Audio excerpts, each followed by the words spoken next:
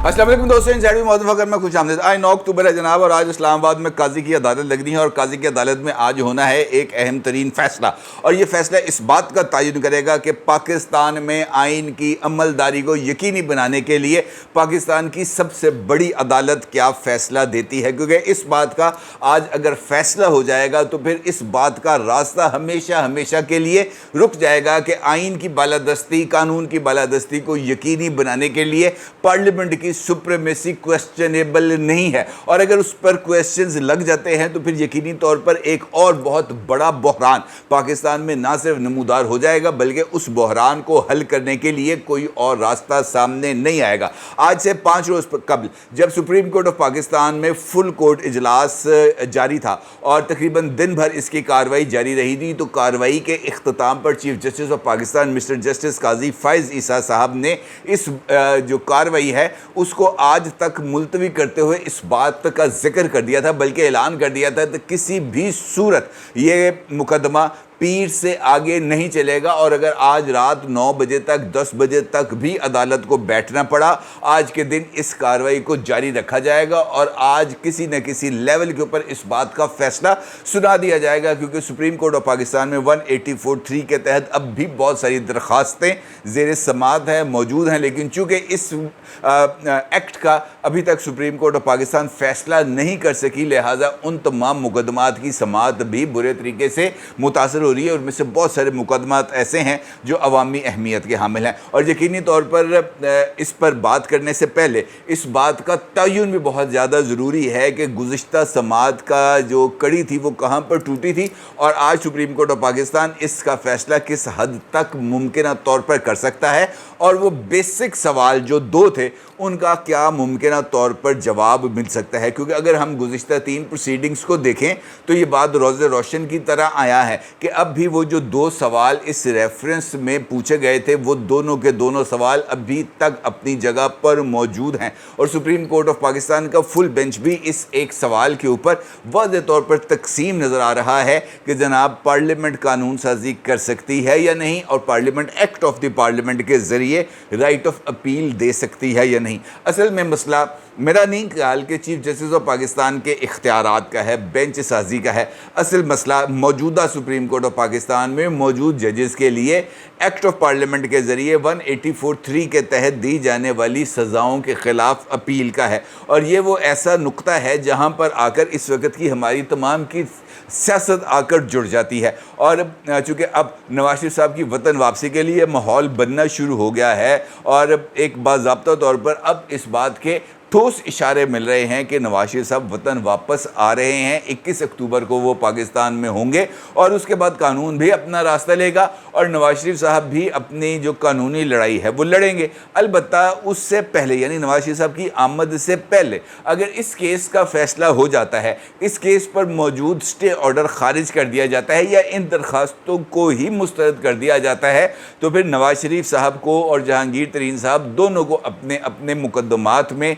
एक right of appeal मिल जाएगा। और राइट ऑफ अपील मिलने का मतलब यह है कि जहांगीर तरीन साहब और नवाज शरीफ साहब दोनों अपने अपने मुकदमात के लिए बाज़ाब्ता तौर पर सुप्रीम कोर्ट ऑफ पाकिस्तान से रुजू कर सकेंगे। और नवाज शरीफ साहब बदनाम ज़माना पनामा केस को एक मरतबा फिर सुप्रीम कोर्ट ऑफ पाकिस्तान में ले जाकर अपनी बेगुनाही को साबित कर सकेंगे। और इससे जो है ये इस वक्त की जो सियासी अबतरी फैली हुई है वो सारी की सारी सियासी अबतरी भी दूर होने का इम्कान होगा। अब सुप्रीम कोर्ट ऑफ पाकिस्तान के अंदर क्या होगा क्या नहीं, ये तो यकीनी तौर पर आज का फ़ैसला इसके असरात को ज़ाहिर कर देगा। अलबत्ता इसके जो पॉलिटिकल इम्पैक्ट्स हैं वो बहुत ज़्यादा इम्पोर्टेंस के हामिल हैं, ख़ास तौर पर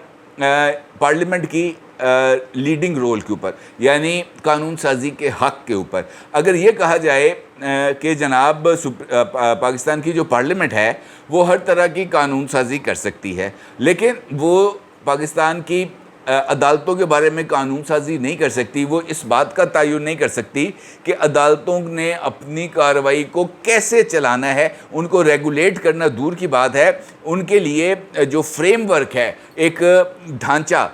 इंसाफ की फराहमी का बुनियादी ढांचा, अगर वो कानून साजी के ज़रिए नहीं बनाया जाएगा तो फिर सवाल ये पैदा हो जाएगा کہ وہ قانون آخر کس آئین کے تابع بنیں گے یا وہ رولز آخر کس قانون کے تابع ہوں گے جن کے ذریعے عدالتوں کی کارروائی کو آگے بڑھایا جائے گا. اور میرا خیال ہے کہ آخر کار کسی نہ کسی level per supreme court of Pakistan کی کارروائی یا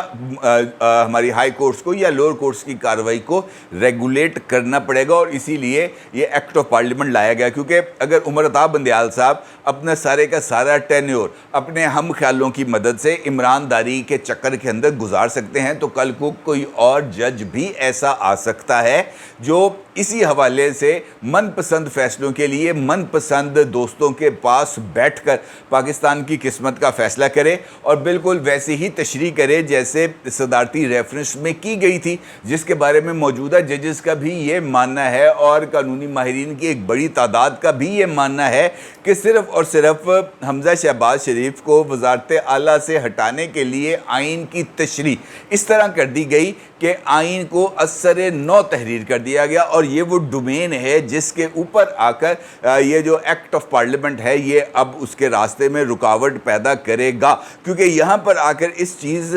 کو حتمی طور پر ثابت کر دیا جائے گا, یا آج کا فیصلہ اس پر مور لگا دے گا کہ جناب یہ جو قانون سازی ہے یہ سولی رائٹ ہے, اکلوتا رائٹ ہے پاکستان کی پارلیمنٹ کا, اور پاکستان کی پارلیمنٹ کے علاوہ کسی غیر منتخب شخص کے پاس اس بات کا کوئی اختیار نہیں ہے کہ وہ آئین کی من مانی جو ہے تحریف کرے یا اپنی مرضی کے مطابق آئین کے کسی آرٹیکل میں اضافہ یا کمی کر سکے کسی بھی آئینی تشریح کی آڑ لے کر. لہٰذا بہت ہی امپورٹنٹ دن ہے. اب اس کے اثرات کیا ہوں گے یقینی طور پر یہ آج ہی کے دن واضح ہوگا. البتہ نواز شریف صاحب کی وطن واپسی کے حوالے سے آج کا دن اور یہ فیصلہ بہت زیادہ امپورٹنس کا حامل ہے. اب اگر دیکھا جائے تو پاکستان مسلم لیگ نون نے بھی سنجیدگی کے ساتھ نواز شریف صاحب کی وطن واپسی کے لیے ماحول کو بنانا شروع کر دیا ہے, اور اس سے پہلے شاہدرہ کے اندر جو شو تھا وہ کسی حد تک اس کو کارننگ میٹنگ کے حد تک تو درست تھا, اس کو جلسہ قرار نہیں دیا جا سکتا تھا. البتہ کل لاہور میں ٹھوکر نیاز بے کے مقام پر مسلم لیگ نون کی طرف سے ایک پاور شو کا انعقاد کیا گیا, اور وہ ایک اچھا امپریسو پاور شو تھا. میں یہ نہیں کہتا کہ وہ یہ ایک ایسا پاور شو تھا جس نے عمران خان کے تمام جلسوں کی ایسی کی تیسی پھیر کے رکھ دی. البتہ ایک استقبالی پروگرام کے اعتبار سے یہ والا شو امپریسو شو تھا, اور بتایا جا رہا تھا اس شو کو دیکھ کر کہ مسلم لیگ نون نواز شریف صاحب کی وطن واپسی کے لیے سنجیدہ بھی ہے, اور وہ جو ماس موبلائزیشن چاہتی تھی وہ اس لیول کے اوپر اب پہنچنا شروع ہو گئی ہے. اور 21 اکتوبر کو اب چونکہ 14 دن باقی رہ گئے ہیں, ان 14 روز کے اندر یہ جو مزید کیمپین ہے یہ نہ صرف آگے بڑھے گی بلکہ مسلم لیگ نون کو امید ہے کہ وہ کم از کم 5 لاکھ افراد مینار پاکستان لے کر جمع ہو جائیں گے. اور کل کی والی تقریب سے خطاب کیا ہے مریم نواز نے, اور مریم نواز نے ایک مرتبہ پھر جو نواز شریف صاحب کی وطن واپسی کو کسی اور ایجنڈے سے جوڑنے کی بجائے اس کو جو ہے براہ راست عوام کے ساتھ لنک کرنے کی کوشش کی. اور میرا خیال ہے کہ یہ ایک اچھی اسٹریٹجی ہے بنسبت اس کے کہ ہم وہاں پر مریم صاحبہ جو ہیں وہ عمران خان کو ٹارگٹ کرتی, وہ ججز کو ٹارگٹ کرتی, وہ جرنیلوں کو ٹارگٹ کرتی. انہوں نے انفیکٹ اپنا مزاحمتی بیانیے کو پس سے پشت ڈالتے ہوئے انتخابی بیانیے کی بنیاد رکھی ہے. اور یہ جو ٹرانزیشن ہے اس وقت مسلم لیگ نون کی کہ وہ براہ راست الیکٹورل پالیٹکس کے اندر جا رہے ہیں, انفیکٹ یہ اس بات کی علامت ہے کہ مسلم لیگ نون جو حقیقی عوامی جو پلز ہے شاید اس کو ریڈ کرنے کی کوشش کر رہی ہے, اور لیکن اس کے لیے ابھی اور بھی بہت سارے امتحان باقی ہیں. اور خاص طور پر 16 ماہ کی جو کارکردگی رہی ہے شہباز شریف صاحب کی گورنمنٹ کی, وہ بہت بڑا رول پلے کرے گی مسلم لیگ نون کی الیکٹورل پالیٹکس کے لیے. البتہ کوشش اس بارے میں ضرور شروع کر دی گئی ہے, اور مریم نواز نے اس حوالے سے ذکر کیا, اور انہوں نے نواز شریف کی وطن واپسی کو لوگوں کی مزریز کے ساتھ, ان کی بدحالی کے ساتھ, ان کے معاشی بحران کے ساتھ جوڑا بھی. اور ان کا یہ بھی کہنا تھا کہ نواز شریف کے بغیر ملک رل گیا ہے, ہم لوگوں کے دلوں کو جوڑیں گے. اس کا مطلب یہ ہے کہ ان کا یہ ماننا ہے کہ جو الیکشنز کے اندر 2018 کے الیکشن میں جس طریقے سے آر ٹی ایس کے ذریعے ووٹوں پر ڈاکہ ڈالنے کی کوشش کی گئی تھی، اس کے نتیجے سے جو پروجیکٹ عمران خان نکلا، اور اس پروجیکٹ عمران خان نے جس طریقے سے اس ملک کو چلانے کی کوشش کی گئی، اس نے ملک کو آگے لے کے جانے کی بجائے ریورس گیئر لگا دیا، اور اس ریورس گیئر سے اور عمران خان صاحب کی طرز سیاست نے تفریق میں اضافہ کیا، اور جو ڈیوائیڈ ہے وہ زیادہ گہری ہوئی، اور نفرتوں کی سیاست نے پروان چڑھا۔ اور یہ بات تو ہمارے سامنے ہی ہے کہ جو بندہ زیادہ بڑی گالی دیتا تھا وہ عمران خان کے زیادہ قریب ہوتا تھا، جو زیادہ بڑی گالی دیتا تھا وہ کابینہ میں شامل ہو جاتا تھا، جو سب سے زیادہ آگے جا کے بدتمیزی کی معراج کو چھوتا تھا وہ وزیر اعظم بن جاتا تھا، یعنی عمران خان۔ لہٰذا کہنے کا مطلب یہ ہے کہ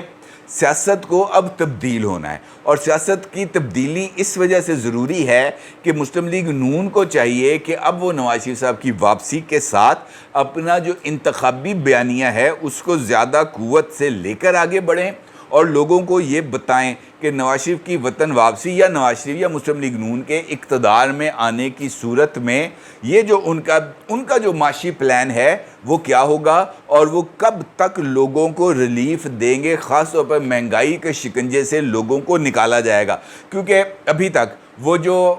باتیں چل رہی تھیں کہ جناب اس کی اتنی انویسٹمنٹ آ جائے گی، فلاں سے اتنے پیسے آ جائیں گے، فلاں کے اتنے پیسے آ جائیں گے، مجھے ایسے لگ رہا ہے کہ مشرق وسطیٰ کی موجودہ صورتحال اسرائیل عرب تنازع کے اندر بدلتی جا رہی ہے، اور فلسطین اور اسرائیل کے درمیان جو کچھ ہوا ہے اس کے اور بھی بہت زیادہ اثرات ہمیں خلیجی ممالک میں نظر آ رہے ہیں۔ ایران میں بہت بڑے بڑے مظاہرے ہوئے ہیں، لاکھوں افراد وہاں پر موجود تھے۔ ٹرکی کے اندر میسو پاور شو ہوا ہے، اور تقریباً 10 سے 12 لاکھ افراد نے استنبول میں فلسطینیوں کے حق میں مظاہرہ کیا۔ یمن صنعا وہاں پر بھی بہت ہی بڑا جو ہے وہ مظاہرہ کیا گیا، اور مطالبہ کیا گیا لیڈرشپ سے عرب ممالک کی کہ جناب آپ کو فلسطین کو اب حق دلانا ہے۔ اور یہ والی جو اویئرنیس ہے یہ انفیکٹ اگر آگے بڑھتی ہے یا اسرائیل اور زیادہ